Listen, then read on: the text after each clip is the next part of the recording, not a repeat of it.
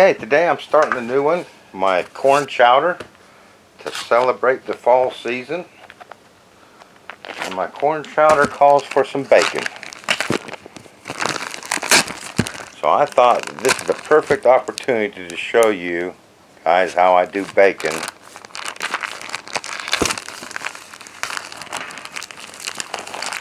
For freeze drying.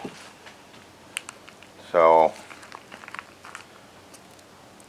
it calls for a pound of bacon, my recipe, and this is like gold. I just bought this for $8.99 a pound. Is that ridiculous or what? What I got here is a special tray I bought from Target, I think. I got it upside down.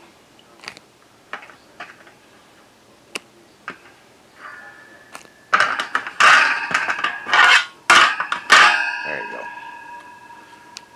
And it is designed for cooking bacon in the oven. Let me just put that there. Alright, so there's 12 pieces of bacon. I've got my oven preheated to 450 degrees. So what I'm going to do is stick this in the oven and let that bake. I don't know how long. I'll just keep an eye on it. And somewhere in the middle, I'm going to turn each piece over and bake it from the other side. And all the fat should drain into the pan. That's the plan. I'll see you when it all comes out. Okay, I didn't time this, but I'm ready to turn these over. I think.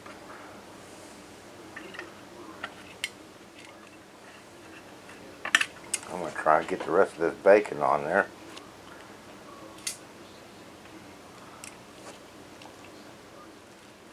Alright, back in the oven. Okay, so some of this is done. I'm going to take this off and put it on my paper towel.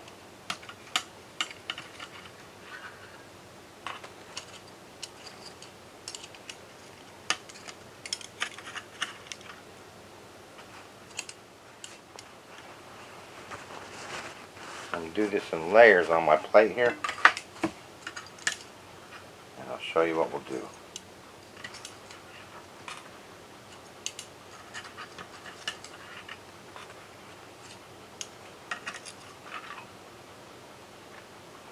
That one can use a little bit more cooking. Alright, I'll put those in the oven and I'll be right back. Okay, so what I'm going to do is I'm going to blot off all that grease.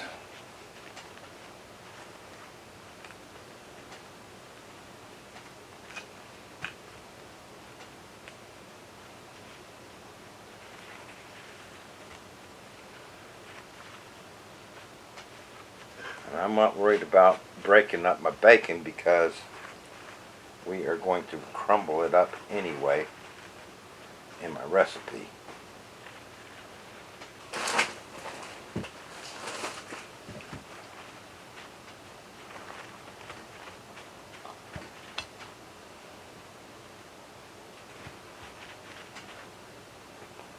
A little bit of extra work, but it should add some time for storage.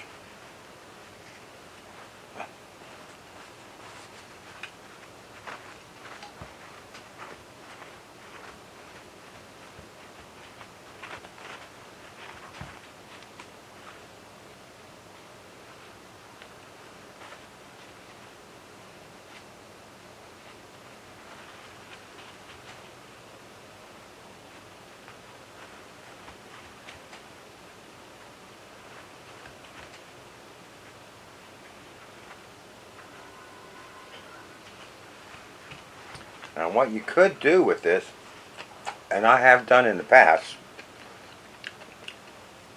with my scrambled egg Western omelet type video, I can't remember the name of it, but it's there, is I put paper towel down on my tray in the freeze dryer, put this blotted, dried bacon on that paper towel in the freeze dryer. Put another layer of paper towel over the top of the bacon, and then put some weight on that. I use some grates that I got from Frozen Right to put weight on that and hold the paper towel in place. And then as it's freeze drying, that paper towel will soak up any remaining oil. But this is going into a recipe, so I'm not going to do that. But I'm just telling you how I did on my other video. And let's see, I think it was 14 months or something later, I did another video where I opened a package of those and mixed them up, and they were tasted just as good as the day I made them. The bacon hadn't gone rancid or anything. Now I don't know how long I'll get out of that. I got more put away, so I'm probably the next time I open those up will be at 3 years. So I'll open up it and see how they lasted for 3 years. That's a ways off. So there you go. So I'm going to finish doing the bacon off camera, and then we'll get all of our ingredients together for our corn chowder, which is going to be delicious. I'll see you then. Okay, here's the recipe. It's really easy. So what we got here is we got 2 onions chopped,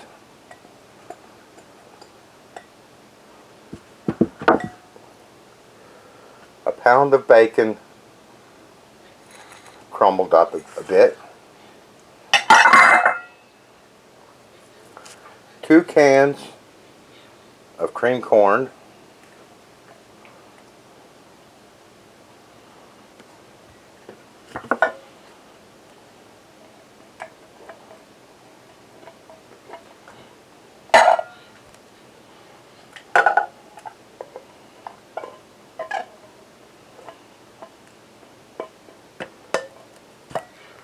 two cans of undrained sweet corn, whole kernel,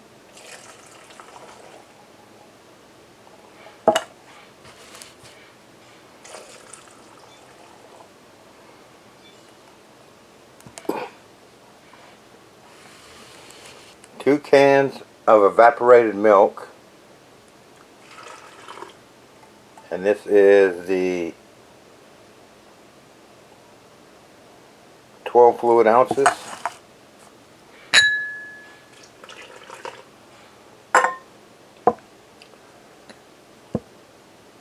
One teaspoon of Worcestershire sauce,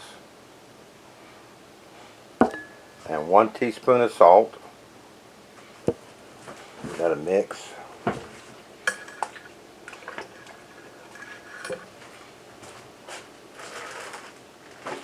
Then I got 1 2-pound bag. It's actually 1 pound 14 ounces of hash browns, frozen hash browns that I thawed out, pretty much.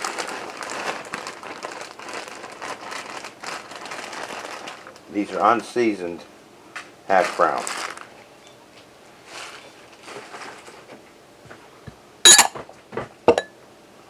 Alright.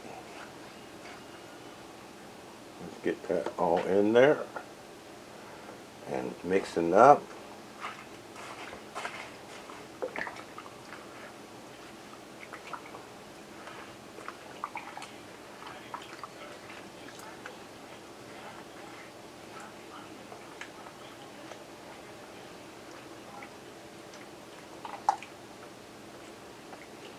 Now, I am going to cover that and put it on low heat for 6 to 8 hours. So I'll see you when it's ready to go. Okay, we've been cooking that for 6 hours. And I think that's done. In the recipe, I did forget to add the pepper, so I added 1 teaspoon of ground pepper to this off camera. There we go. There's our nice potato and corn chowder. So I need to end up with 24 squares. I'm doing squares this time because I can get more of those in my freezer at one time.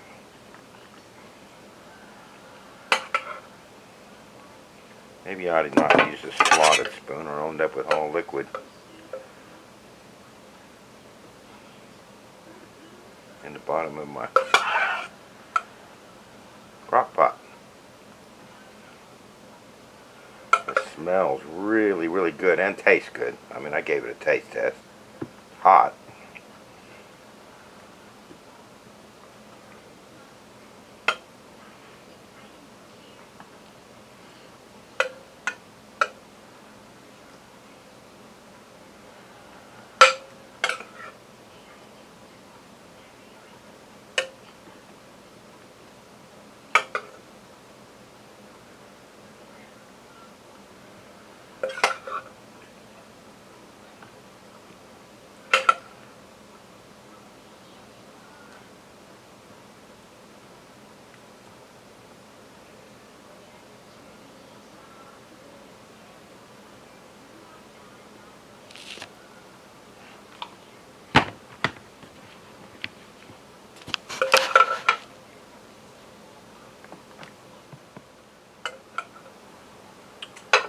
Alright, there's 12 of them. I'm going to set this off to the side until those cool down. Then I'll get them in the freezer and get them frozen solid. Once they're frozen solid, I'll pop them out of the molds and onto the tray. And I should end up with 3 trays with 8 discs. Alright, cubes. And here we have it. 8 portions of corn chowder. And when I tested that fresh, it tasted pretty good. What I went ahead and did was threw in 8 of my pilot bread crackers, because I want to package those with 1 cracker in each one, in each serving. I figured it'd be nice to crunch that up and put that in with your chowder. So I'm going to put 3 of these blocks per serving. And these are about 4 ounces or half a cup each. So I'm going to put 3 of those in. And I'm going to kind of break those up a little bit with my hands, like that. And drop a biscuit in there. Biscuit. That's the old English in me. A cracker in there. And zip it up. Alright. I'm going to do that for all of these off camera. And once I've got it all bagged up, I will get my O2s out. I'll open them back up, throw an O2 in each bag, and then we'll ziplock it shut and do a heat seal on it. And next time you see me, we'll be doing a nice taste test on these. I'll see you in a minute. Okay, here we go. Let's do a nice taste test. I should tell you that when I was packaging these, I was crumbling it up and putting it in the bags, I found some cold spots. So, that's a good reason why you want to break up your food if you can. I mean, soup is good, soup is good to crush up. So, I did find some cold spots, and I kind of saved a disaster there. At a later date, when I went to open these, I would have found some bad product. So, if you can, always break up your food with your hands, and you'll keep an eye out for cold spots. So what I did was I stuck it all back into the freezer, all crumbled up, froze it again solid, and then ran it through another load. It was a short load, but a disaster diverted there. So,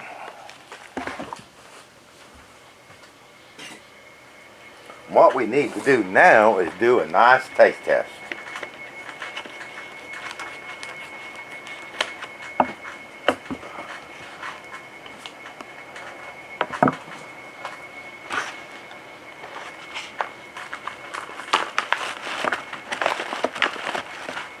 So that's what it looks like on the inside. And I put a O2 absorber. I always use 300 cc's. That's just what I buy. And one of my pilot bread crackers. And there's what the soup looks like. We're going to rehydrate it in the pouch. I could do it in the bowl. But if we were in a bad situation, we didn't have what do you want? What am I thinking here? If we didn't have bowls and stuff like that, or we didn't want to waste water cleaning it up, you'd make this right in the pouch and eat it right from the pouch. That's what I like about these meal pouches that I get from topmylar.com. This is a meal pouch, single meal pouch. They make a double meal pouch as well. What I've done is I've added a cup of water to that. Now, because I re-ran this through in a crumbled up state, what I did was I dumped all my 3 trays into a large bowl and I weighed it and then divided that total amount by 8 because I wanted to get 8 meals out of it. And that came up to 70 grams per pouch. So that's what I put. I did 8 pouches of 70 grams of product. Alright, so let's just lock that shut. Let's give that a good squishy. And what I've done now is added a cup of water, and we'll see what the consistency is on that.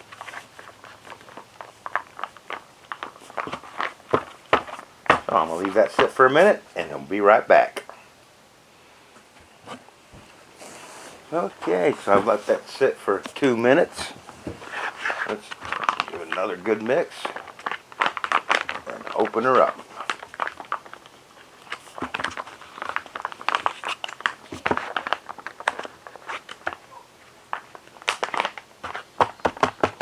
It looks good, smells delicious. There's what it is. So, like I say, I could eat that right out from the pouch. And what I like about that is the pouch isn't deep, like a big tall pouch. It's a short, white pouch. I really like these. But for the camera and for the viewers, I'm going to put it in my bowl here.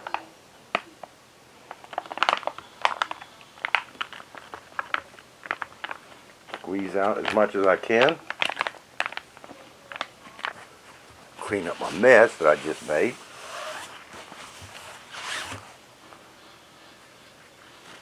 Alright. So, I don't know about you guys, but I enjoy a cracker broken up in my soup. Let's see what the consistency is. Yeah, that looks pretty good. That looks real good consistency, nice and thick. You could add more water and make that runnier if you like. But I like to break up a cracker in my soups. And these pilot breads are perfect for that. And there you have it. Give that a little mix. Made a pretty thumbnail for that. Let's give it a taste. See how that tastes.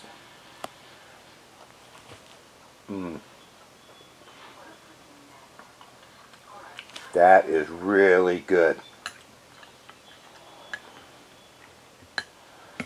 Creamy, and we didn't add butter. This recipe, it came up on my Facebook news feed, and what really intrigued me about it was every corn chowder that I saw out there used heavy cream and also used a lot of butter. And I wanted to make one without butter and as much less fat as possible. I mean, we used evaporated milk in this, but I think we should get a good long term out of that because we didn't use butter. And it is just full of corn flavor. You're really going to like this.